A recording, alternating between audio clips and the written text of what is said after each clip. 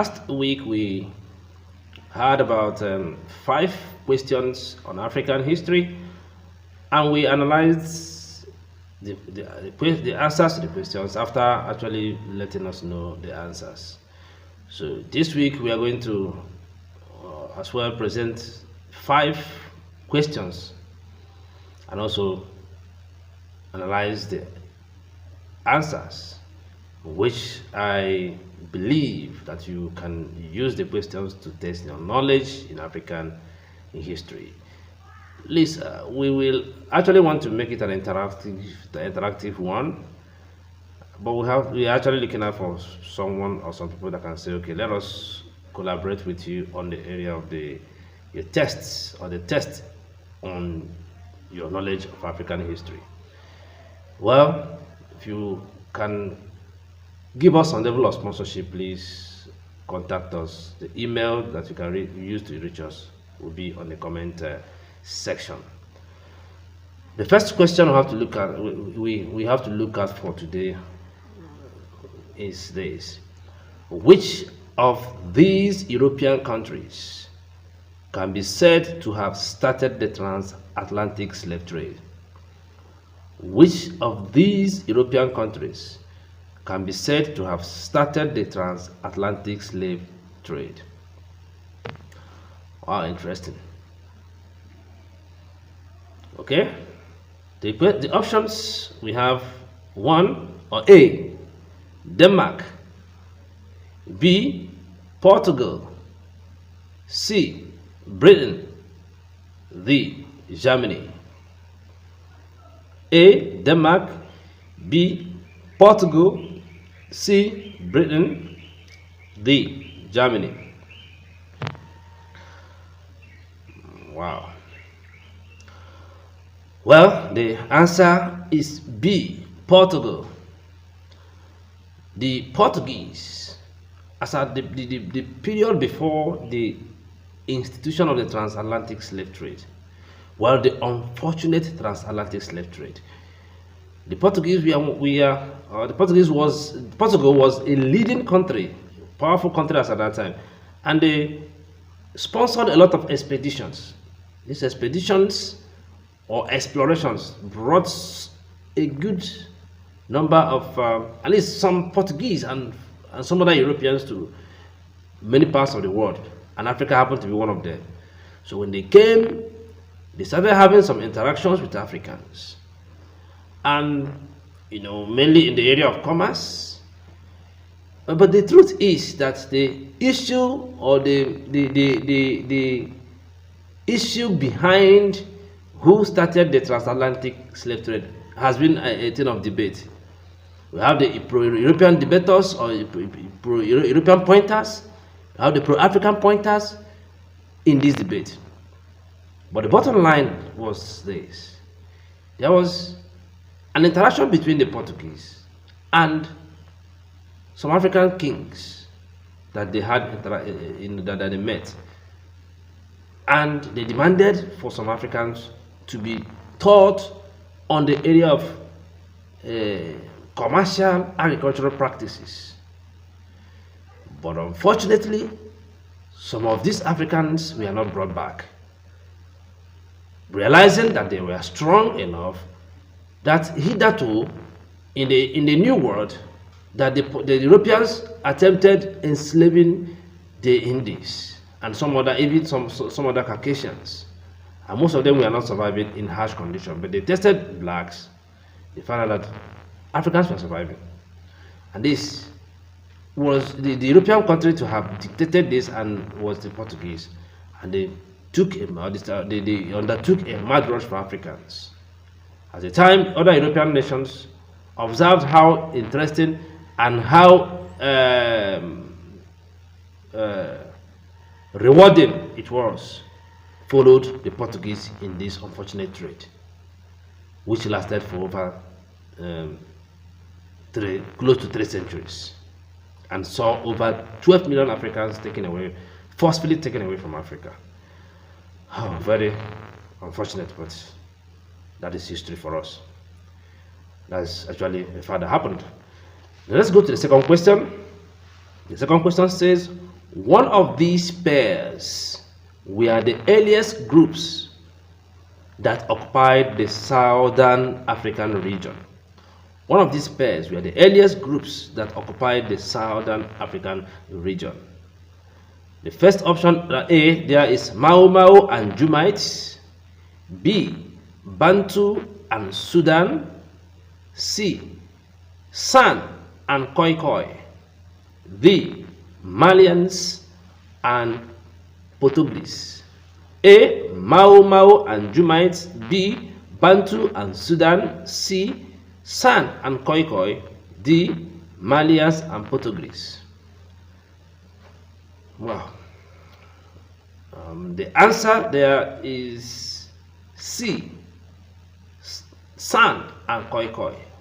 The San and the Khoi Khoi people were the earliest group of, or the earliest groups to have occupied the southern African region. Unfortunately, some historians refer to them as Bushmen.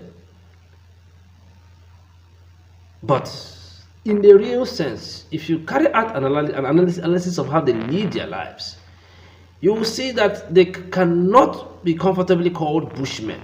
First of all, the period upon which they occupied those areas, before other groups started coming to that area, that period was also a period that some other places were going through development.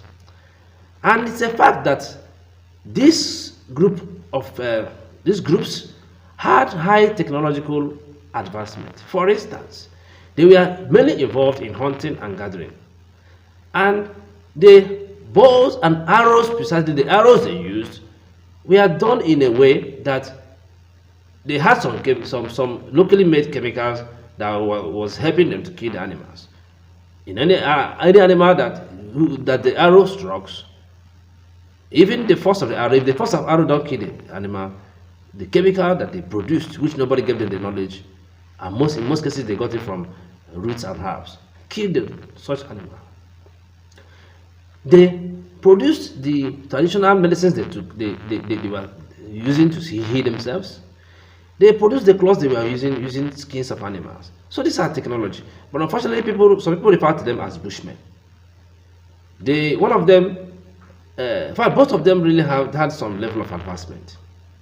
And it was wrong for someone to refer to them as Bushmen. Well, they were the earliest people to have stayed in that place before other groups started coming. Let's look at the third question. The third question says, which of these was the first Mai that introduced the use of firearms in the Cannonball Empire? Which of these was the first Mai that introduced the use of firearms in the Cannonball Empire? The options will have A, Mai Humai Idris. B, Mai Dunama Dibalemi. C, Mai Idris Katagamabi. D, Mai Idris Aloma. A, Mai Humai Idris. B, Mai Dunama Dibalemi. C, Mai Idris Katagamabi. D, Mai Idris Aloma. Wow, that's the Cannonball Empire, one of the highly interesting empires that existed in Africa. And the answer is D, Mai Idris Aloma. We did one, I think, some presentations on the Cannonball Empire, extensive presentations which we have. I would advise you to go and listen to them and watch them as well. The Cannonball Empire was established in two phases. The first phase was Kanem, the second phase was Bonu. The first phase at the time collapsed, and this led to transformations that later generated to the second phase, which was Bonu. And Mai Idris Aloma was the first king, in fact, the powerful king to have existed on both sides.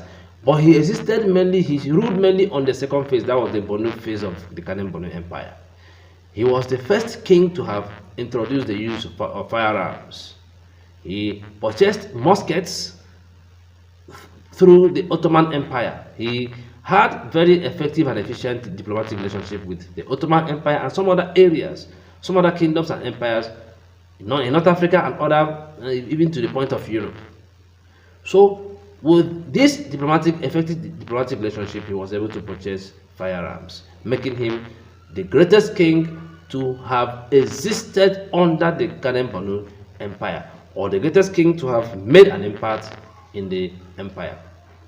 So let's go to the first question. The first question says, Ghana Empire collapsed due to the attacks of one of these groups. Ghana Empire collapsed due to the attacks of one of these groups. And the options we have are A. Almoravids, B. Sanusiya, D. Wahadists, Wahadists, D. Sunnists. A. Almoravids, B. Sanusiya, C. Wahadists, and D. Sunnists. Well, the answer is the Almoravids. The Almoravids were an Islamic group that were founded within the Northern African region, and they started expanding. When their leader died, they divided into two. A group came towards the south, to the West African region, and started having interest in taking over Ghana Empire. Well, although we have also done a video on this which can give you extensive information about that.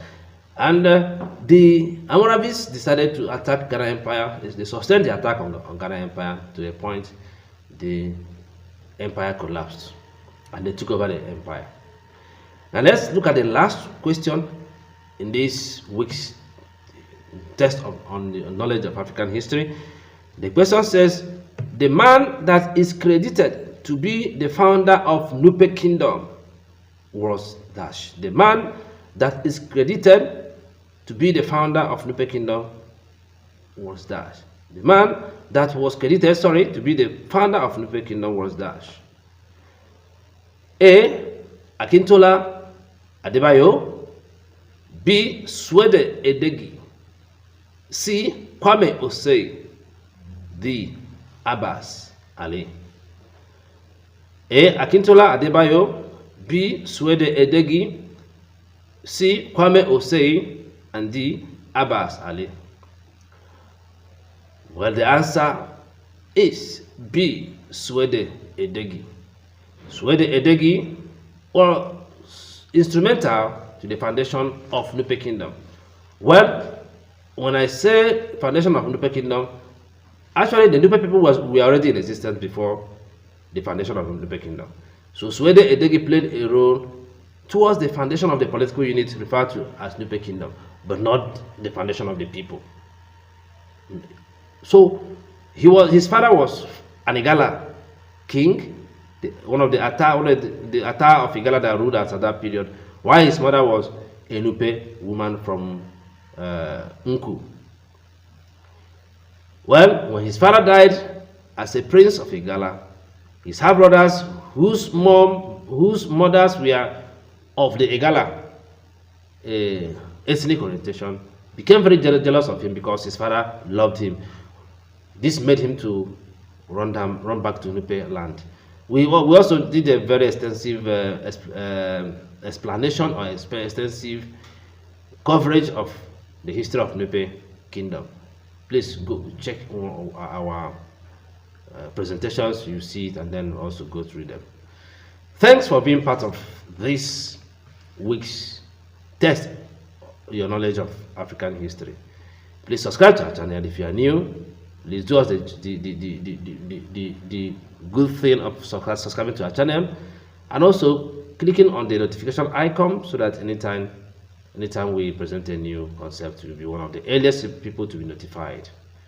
Thank you for being part of our presentation today. Also, please help us to share our content so that other persons will see them and also join us in African history discussions and studies. Thanks for being part of it.